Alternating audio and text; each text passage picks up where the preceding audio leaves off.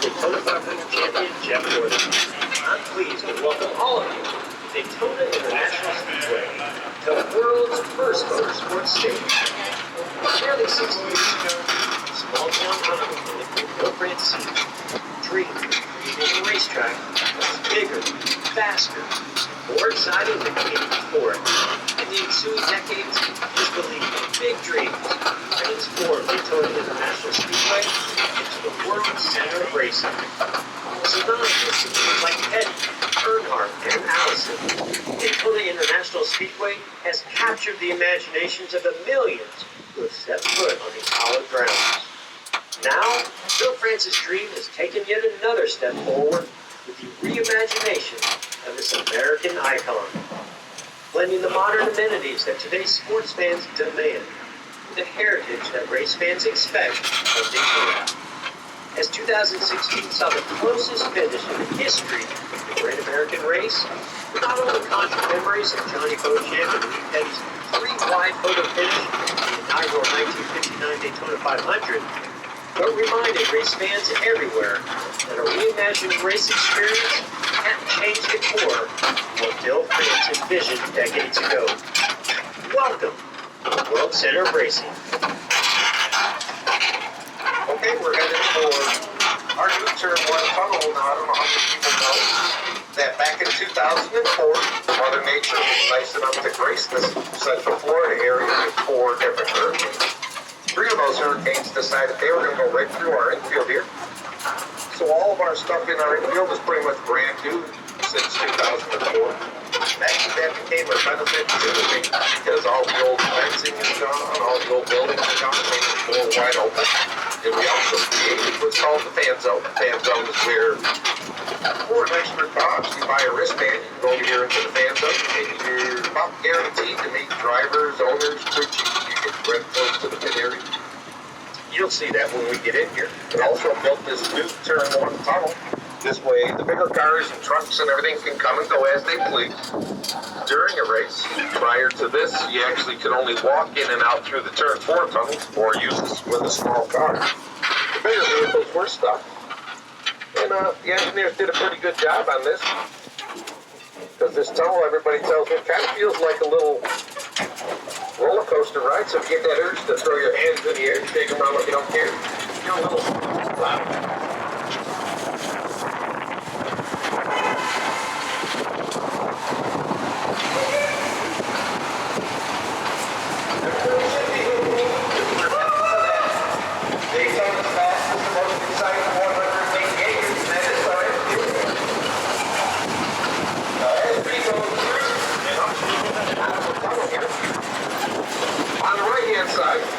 That's going to be turns 1 and 2 of our super speedway.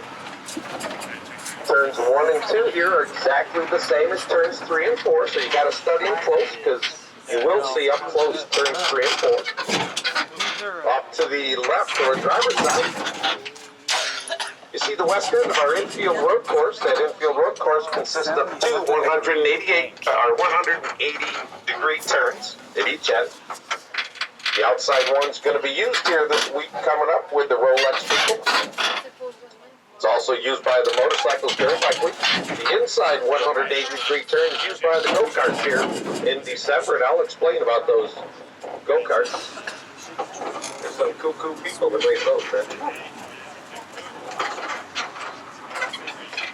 Hey, again, turns 1 and 2 there. You see the wall that says Daytona there. That's part of the safer barrier. Safer stands for steel and foam energy reduction system. That wall is a bunch of tubular steel. You can see it's in sections.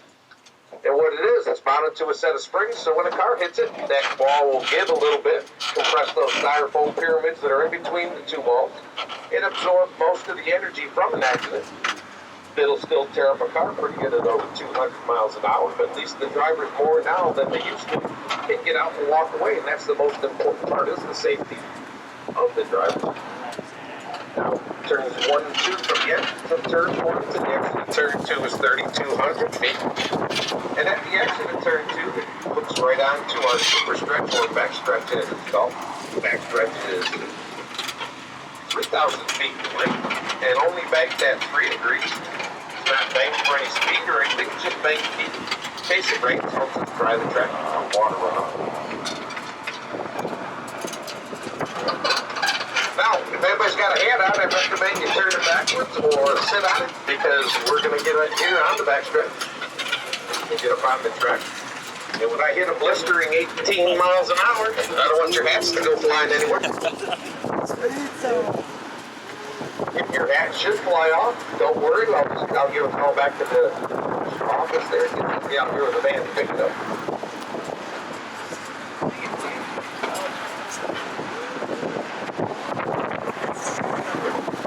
Okay, from the W line, outside of the ring, to the wall, same area, that's 40 feet wide. It's a lot wider on TV, but that's the only thing I can play with is 40 feet. A good old 10 miles an hour. And they sometimes go 3 wide, sometimes they go 4 wide. You know, 4 wide's not going to make it. They don't get these about 12 inches of wide down the way. And something ends up spitting out. Like you can see here in the market that are on the blacktop here. A very busy corner for people sliding through, not only for the sports cars. They have to use on the left here what's called the bus stop or the chicane. But the cup cars too. They get beat and bang and try to get set up and go into turn 3. And sometimes they bump each other a little too hard. And they decide to go off and do a little agricultural racing over here. That's why we put the safer barrier on that inside wall also, inside the soft. And if you look at the inside guardrails there, you see those light boxes, how low they are to the ground there. That's actually a specialty lighting that was put in back in '98 when we moved our July race to the nighttime. Bosco Lighting out of Iowa developed a safe light or a true light as it's called. What happens is there's a 2,000 watt high intensity light bulb in those lights, shines backwards in the box. The light comes out a bunch of specially coated mirrors, and should a driver find him or herself spun out looking directly into one of those lights, they can continue racing at night because it will not take away their nighttime vision. Now off to the right hand side on the track there, you see that patch right there in the blacktop. That happened in 2010. 2010 was the only time that we ever resurfaced our speedway. And it started to rain right before the race. The cars were still out on the track trying to keep the track dry. We brought out the jet dryers. Juan Pablo Montoya decided he was going to go ahead and bump draft one of our jet dryers, burst it into flames, burned a big old hole right in our blacktop. That was a very nice error. He was just here last week. We made him come over here and sign it again. Every time he comes here, we make him sign that back. Now you're getting up close and personal here in turns 3 and 4. They're exactly the same as turns 1 and 2. Now the wall that says Daytona up there right now, because the track's 40 feet wide, the banking is 31 degrees. That wall right now is 4 stories. When the drivers come through here during the caution, they say it feels like they're racing on the side of a parking lot. Such an angle.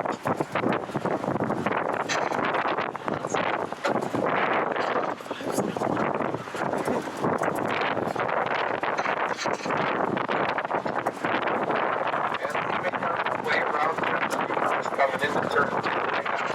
It's the same as turns 1 and 2, so make that 31 straight.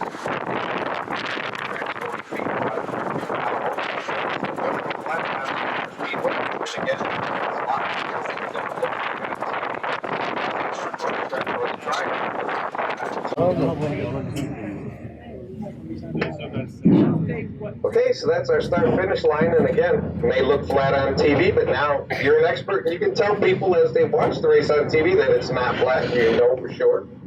Now, your body can't judge angles while you're sitting down. You thought that was steep, walking at it. Well, I'm going to drive up on the track here where it's right around 8 degrees, 9 degrees. You're going to swear it's a lot more because your body can't judge angles while you're sitting down, so make sure you hang on to everything. Don't have anything loose there. Here we go. This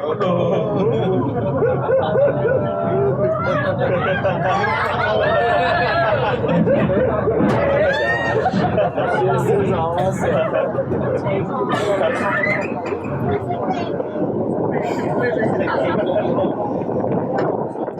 Now you're all drivers. That shouldn't have bothered. That was only, like I say, about 8 degrees. We're going right back down to 3 degrees here.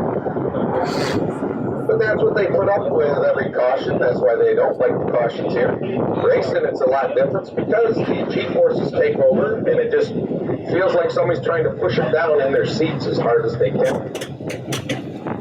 Now we're going to make a U-turn here. We're going to go backwards down our pit lane here. If you look off to the right-hand side, you're going to see these seats that are up there. They're called the pit road patios. That's where the owners and drivers and stuff bring their families. I mean, during race season, you can win tickets to that, so you get to mingle with them. You get to look into one of those light boxes right there. And again, the reason why they're so low is because that light, even though it's bright, does not bother the driver's eyes at all. Now, the pits themselves right here are concrete, and that's what's for is for grip.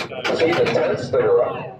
Now, NASCAR doesn't use tents, but the people that run the Rolex do, because that's a 24-hour race, and everybody knows that the morning dew here in Florida is pretty bad sometimes, and they got all of their computers and everything running. They don't want to ruin them, so we put up tents for them so that, again, the dew doesn't set on their electronic equipment. Now, I don't know number of these pit stalls here. I have to figure this out because I see an 11, a 12, then a 12A, and then a 14. They skip something. And that's only because those drivers are kind of superstitious. They don't like pit number 13, but they're not dumb either. They know that 12A is 13. They won't use that either. Have your cameras and picture-taking devices ready. We're going to make a right-hand turn. We're going to go down what's called the Rolex chute. The Rolex chute's where the cars come out of the garage areas here, head down pit lane and out onto the track. And we're going to stop here to the left to the new Gatorade Victory Lane. Here we have the world-famous Alan here waiting to take your pictures. Came all the way from California this morning just to get your picture taken if you look at the license plate on his truck. Okay. You can drop the chains towards Victory Lane. Let's get in there. All right, ladies and gentlemen, how's everybody doing on this Magic Sunday? Great. Fantastic. Good to have everybody in the Daytona International Speedway course today. Happy New Year, everyone. Come on inside.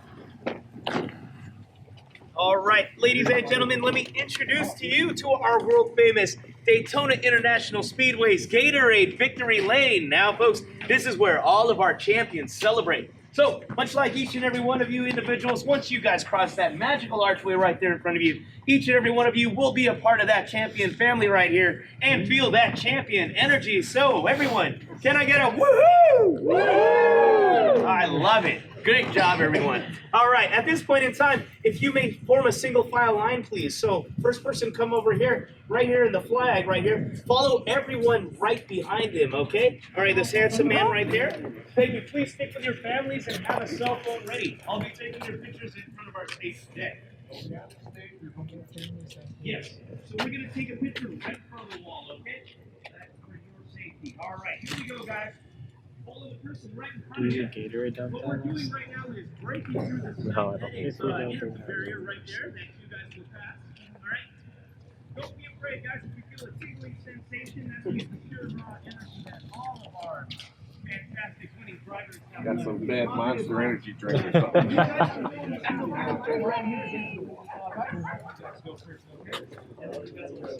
So please form a single file line right here. Thank you very much. Once again, please have your cameras ready as well as a smile. Okay, we'll be taking your victory poses. And away we go. I will be with each and every one of you guys momentarily. Thank you. There is Lou right there. All right. Now, if you want to spoil yourselves during a race here, or during the race season here, I should say, you can actually buy tickets to this building. You become considered what we consider track VIP. You get the hobnob and rub elbows with all the retired drivers that are here during the race. Any of the entertainers, like last year was it Lady Antebellum that did the pre-concert, pre-race concert and everything. They're in here. You get all your food and drinks are included. You get to meet and talk with all of them. There's 4 different levels that you can do. There's 3 inside, 1 on the roof. Once the race gets close to being done, they'll announce it. You'll be able to come out and get in each end of these stands right here. Once they lock the sides of the stands, they'll wheel in the winning car. It'll be right where you're getting your picture taken at. The crew and everybody's up on the stage. Once they're done with the initial champagne flying and the confetti flying and all that, and the interviewers are done interviewing the winning drivers and crews, They'll open up the sides of the stands here, and as long as the Witty Card crew stayed here party, you get to party with them. Wow. Let's do it. Well, what they did is it used to be a lot more expensive because they charged per race. Now that they do it for a season pass, and there is another way to do it, but I don't know this. It's all I know is the season pass price, and that's $5,000. But that's for all the races in February and all the races in July. That's two. So it's like 8 races. The 8 races for Hang out here. $5,000. Was that divided by? Go. $4,000 would be like 500. Yeah, that's not bad. But everything's included. You get to meet everyone. Okay, if you look off to the right-hand side over there, that building that says Chevrolet, that's actually our original victory lane. After the hurricanes went through, though, that was the only building that was standing because that was the only concrete building we had in the infield, besides the bathroom building. But you can see how much bigger the new one is, and that's because there's a lot more room in here. Once people started seeing how much they can see around here, everybody wanted to come and visit our place once we redid most of the stuff. So we had to build a bigger victory lane to hold everybody. Now this is the garage area right here. This is the Xfinity Series garages.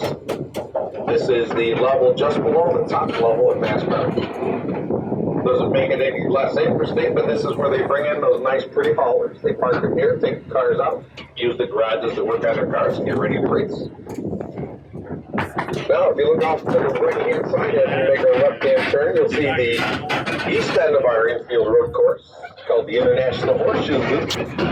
You can see how close you can get to the racing surfaces here. And actually at night during the Rolex race, if you're standing over here, you actually can see the whites of the driver's eyes as they're looking around making their 180-degree turn here because they got to slow down so much. Then off to the left will be the entrance to our fan zone. Did you see that Fanatics tent there? That's an important thing. I'll let you know about that once we get around the corner here.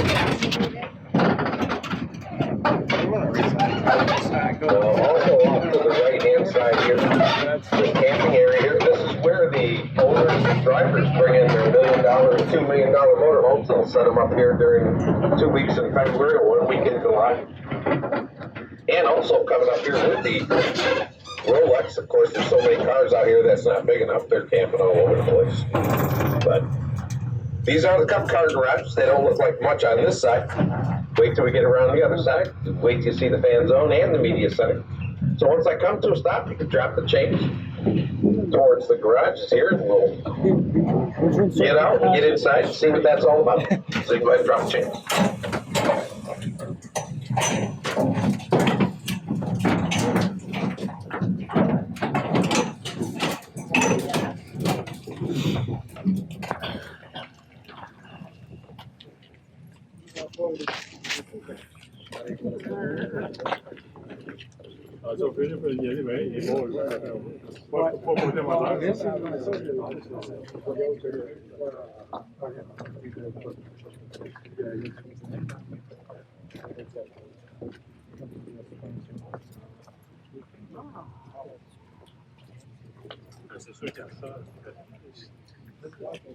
What are these? Are these race car or cup car? Wow. Since they don't look like NASCAR routes. Oh, The other ones he said were the ones right below that side. Okay, this is what's called the fan zone. This is a product of those 2004 hurricanes. Prior to those hurricanes, I told you to pay attention to that white Fanatics tent that was out there. That used to be the only hospitality that was for the whole infield, was that tent. Once the hurricanes went through and tore everything up, threw things around over here, all over here used to be old storage buildings in a swamp. Once the hurricanes went through, they said, wow, we got a lot of room here. We should do something for the fans, make it a lot better here in the infield for the fans, a better experience. So they built this little village. Now you can see over there, straight across into the blue garages that we drove through. You can get the attention of the Xfinity drivers, crews, or whatever. They'll come over to the fence. There's pass-throughs where you can get autographs, shake their hand. Right next to that opening, there's a band stage over there. Live music plays during all the races here. So if you're bored or get a little antsy over there in the stadium and you want to come over here for a while, as long as you have the wristband, you come over here, you listen to music, you hang out. You can see over there at the Daytona 500 Club or Victory Lane, whatever you want to call it. And now, if you look through there, you saw that you could see in here the same way as if towards the end of the race, if you don't want to spend all that money, get over there by the fence. You can see everything that's going on over there. This fence that's right here goes all the way to the 500 Club or Victory Lane, and that's actually pit road. So when you're over here, you're actually watching about 18 to 20 of the pit stops. Just they're right there on the other side of that fence. There's a Jumbotron TV that sits up on that big race structure, so you're not going to miss anything around the speedway. There's a full bistro now. When it used to be just serving people out of that tent, they were working out of coolers, so that's all you got was cold drinks and cold food, like cold sandwich. You didn't get anything. Now you can get a steak dinner if you want out of this place. It's a full liquor bar. That yellow building right there is one of the main buildings if you're over here before the race, like on a Wednesday, basically, Wednesday or Thursday. That's final inspection for all the cars. So any car that wants to try to qualify here has to go through 3 inspection stations. There's 2 of them over in the blue garage. There's the scales. Then the next garage at the end has the templates for the bodies. And then they get hand pushed through this building over here. It's Final Tech. You see how short the fence is in front of it. There's 6 garage doors that open up on that building. There's an announcer. There's the NASCAR officials are in here, and the reason why the fence is so short, so you can lean across, talk to the officials, shake hands with the officials, shake hands with the crews, find out what's going on.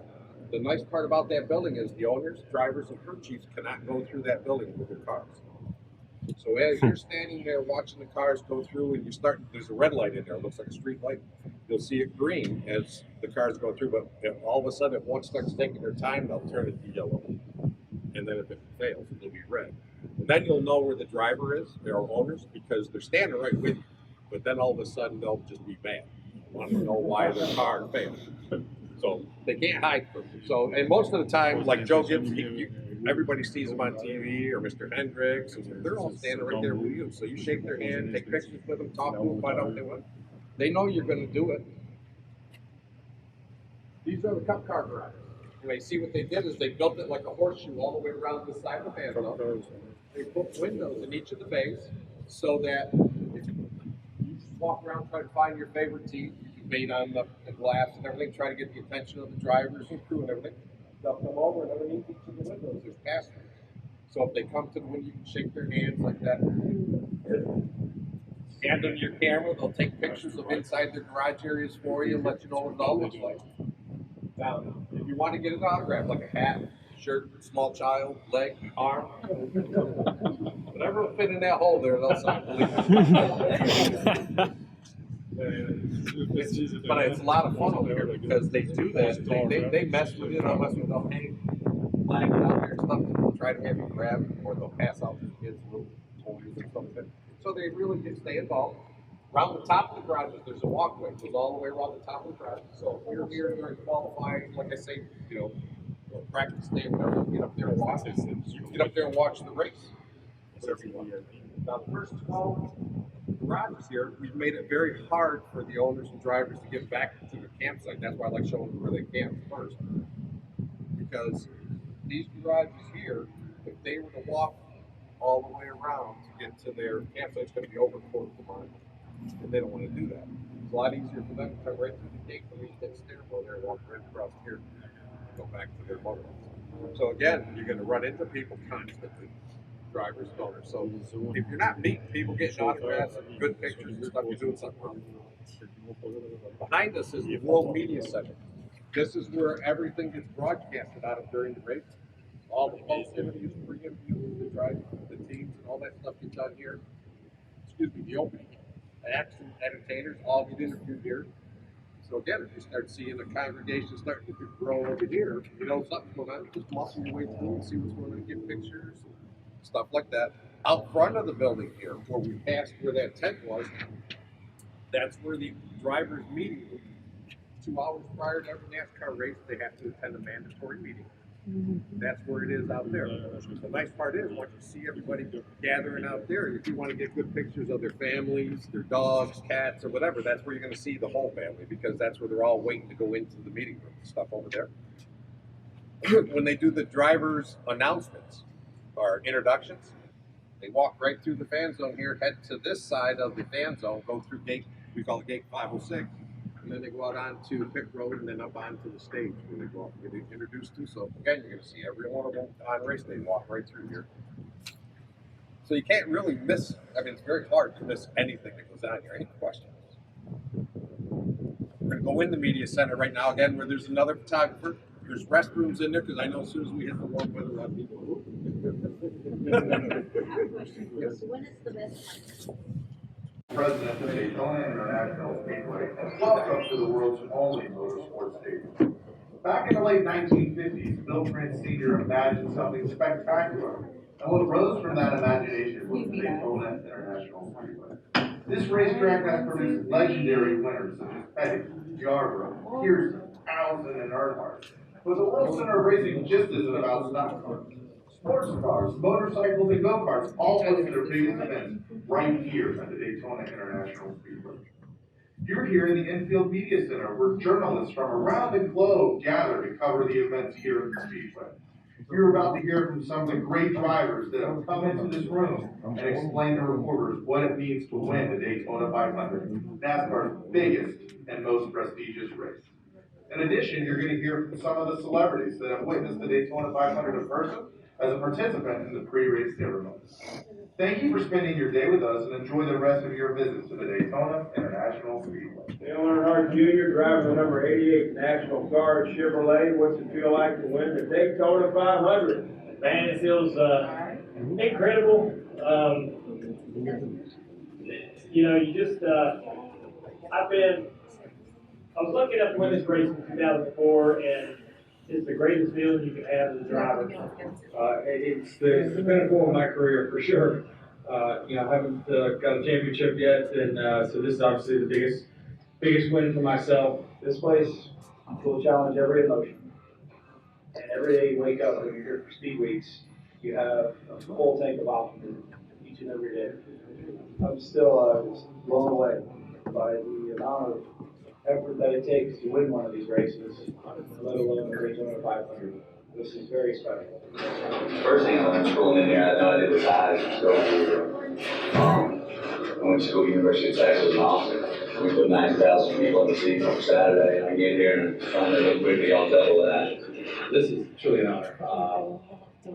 You know, I've watched the race numerous times. I've been here 3 times since I retired, so to be able to start the race is pretty cool. The atmosphere, I got to tell you, is blowing me away. And arriving here today to the stadium, oh my God, what an honor, what an atmosphere. I'm really excited to get into this. I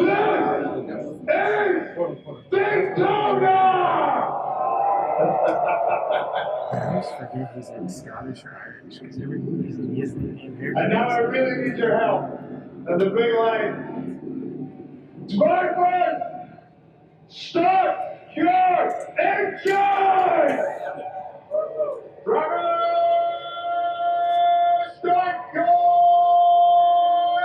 engine!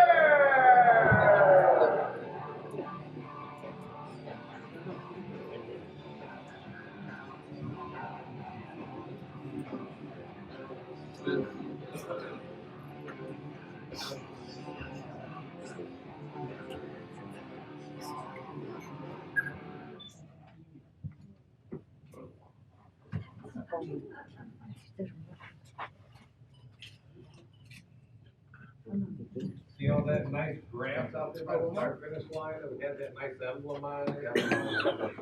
Saw the jumps in there, the lanes and all that. They tear all that up every March. Put in 41 different jumps. That's where the motorcycles have their supercross at. While the rest of the crazies are doing over 200 miles an hour on a motorcycle on a speedway. It is, they're fast. Same thing with those little go-karts, though, they're fast. Go-karts won the race. Yeah. They look so funny when they're going around the corners because they're very small. Looks like that garbage can around there.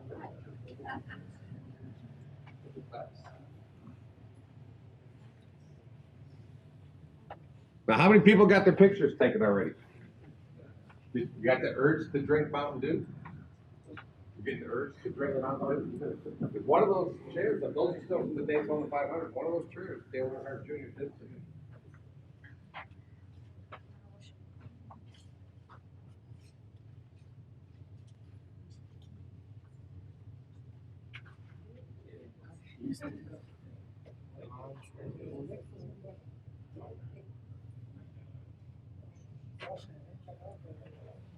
Anybody got any questions yet? Questions? Look for a place to eat. You see that black and white picture that's right there by that one TV on the wall? That's actually called the North Turf. That's on A1A when you head down towards Mount Sidley. That's back in the day when they used to race on the beach. That's the original restaurant. You used to sit right there where they came down to the south on the beach.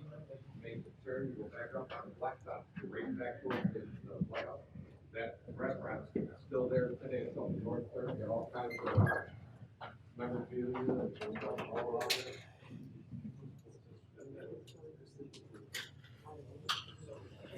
there. See why we call it a fan zone, though, because where fans get all their interaction with the race teams. That's the way we designed it, so the race teams had to make their way through there. You still see some of the trucks left over from, because they're coming back here next week, which is the Rolex sports cars. Off the left-hand side there, you see just past those trucks, you see that red, white, and blue building right there. That's our infield care center. That's one of the most sophisticated care centers in racing. Any driver that's involved in an accident, no matter how minor, has to stop there and be checked out. We staff that building with neurosurgeons, orthopedic surgeons, anesthesiologists, regular doctors, nurses, and paramedics. We also keep 2 medical helicopters here. Just in case the injury is a little more, we'll stabilize the driver or fan, get them to the closest level 1 trauma center, which is only less than a minute away.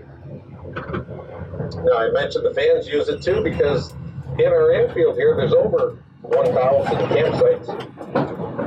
Camping seems to be the way to go. And of course, everybody in here with 24 hours worth of excitement and partying going on, you never know what happens.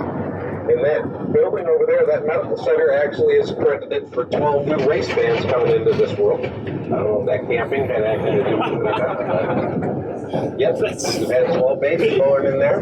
Each one of them got a certificate, birth certificate stated they were born at the World Center of Racing, the Daytona International Speedway. Oh my God.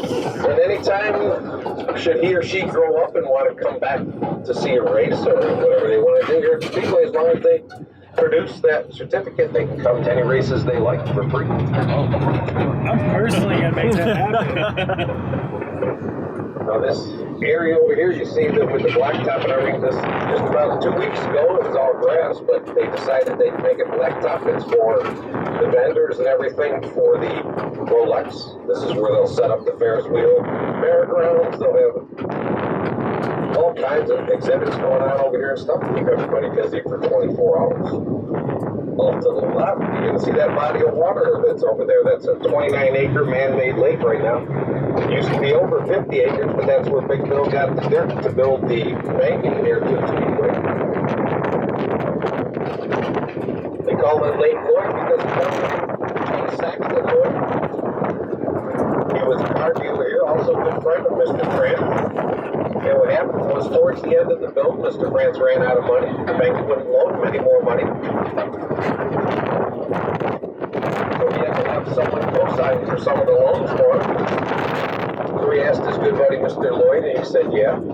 So to say thank you, they went ahead and named the lake after him, knowing that every time we talk about the Speedway, we talk about the lake and let you know how important Mr. Lloyd was to the completion of our Speedway.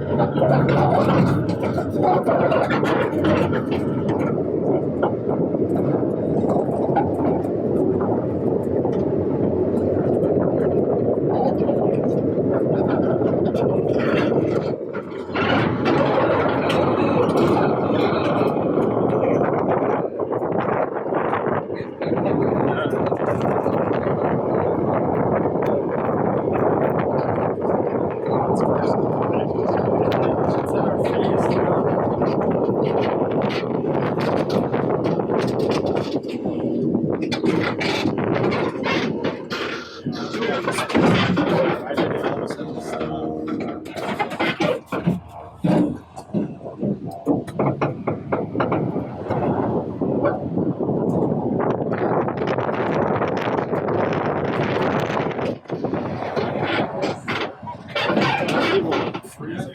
Back the other way, they had like coats on, they had like pajamas up, their coats on.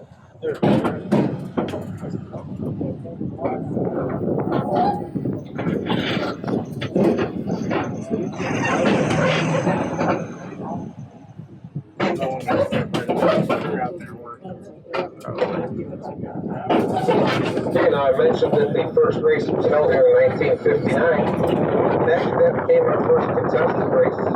It actually took 3 days after the race until someone submitted a photo so that they could see who won, because back in those days they didn't have cameras straight out the finish line.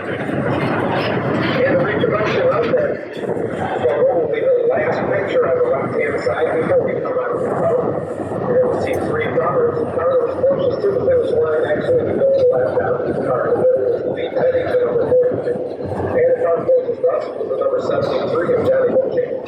You can see the number 42 was ahead of the 73. That's how Lee Petty became the winner of the first ever Daytona 500. And yes, Lee Petty is the father of the king, Richard Petty.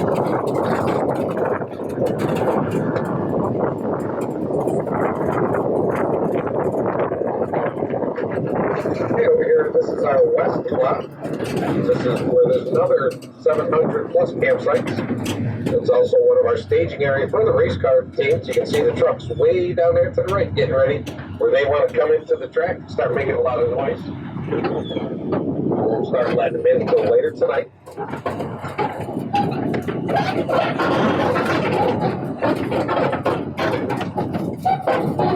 Kind of amazing here how the race teams move in.